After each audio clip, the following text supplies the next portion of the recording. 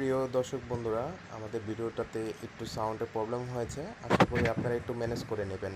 নেক্সটে এমন যাতে ভুল না হয় একটু আমরা মাংস সেটা খেয়াল রাখবো। রান্না করব। কেটে নিছি, আপনাদের দেখাইতে পারিনি। এই যে গরুর মাংস ধুইয়া পরিষ্কার করে নিছি। এই যে আদা রসুন বাটা আছে, এখানে গরম মশলা বাটা আছে, এখানে জিরা বাটা আছে। এখন আমি পাতিলে তেল ঢালবো।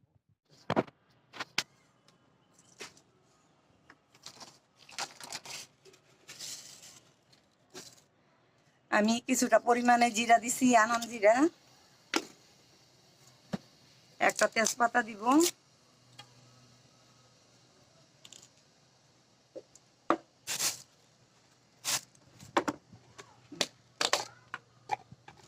দিব আনাম দারচিনি,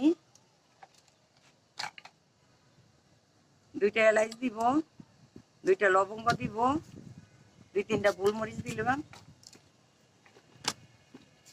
এখন আমি পেঁয়াজটা দিয়ে দিব। পেঁয়াজটা ভাজা করে লাল করে নেব, ভাইজা লাল করে নেব।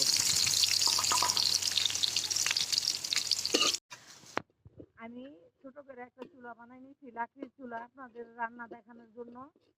আর আমি বাসাটা চেঞ্জ করার লেগা আমি ভিডিও দিতে পারি নাই দর্শক।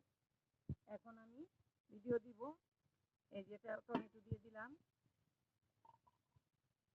আদা রসুন বাটা দিয়ে দিলাম পরিমাণ মতন।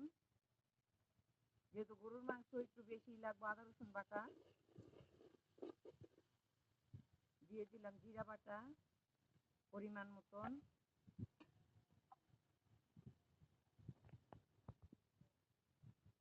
দিয়ে দিলাম, হলুদ গুঁড়া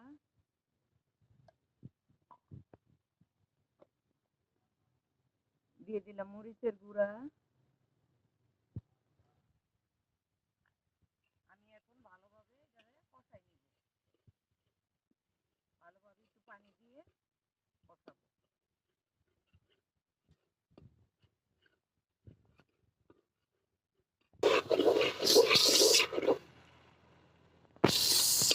এই যে মশলা থেকে তেল ছাড়ছে। এখন আমি মাংসটা আমি লাকড়ি চুলা নিজের হাতে বানাইছি, বানাইয়া লাকড়ি চুলাতে রান্না করতেছি।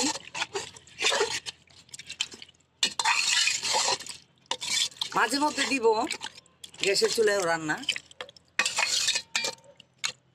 এখন আমি ডাইকা দিব। দর্শক, এই যে আমি এখন দেখবো মাংসটা কি পরিমাণে হয়েছে। মাংসটা আর একটু কষবে, আর একটু কষবে, যেহেতু গরুর মাংস।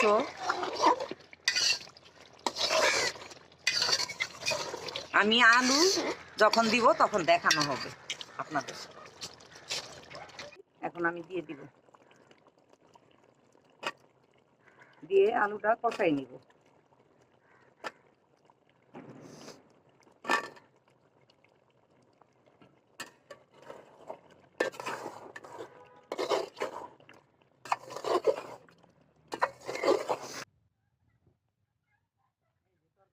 হয়ে গেছে, এখন আমি নামাই দিব। খাওয়ার টাইমে দেখানো হবে। আমি এখন খাবো। আপনারা দেখেন, এই যে তরকারিটা রান্না করছিলাম লাকড়ির চুলায়। বেগুন বাজছিল আমার বৌমা ঘরে, আমি ছাদে রান্না করছি।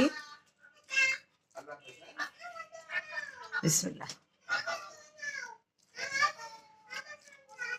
তরকারিটা স্বাদ হয়েছে।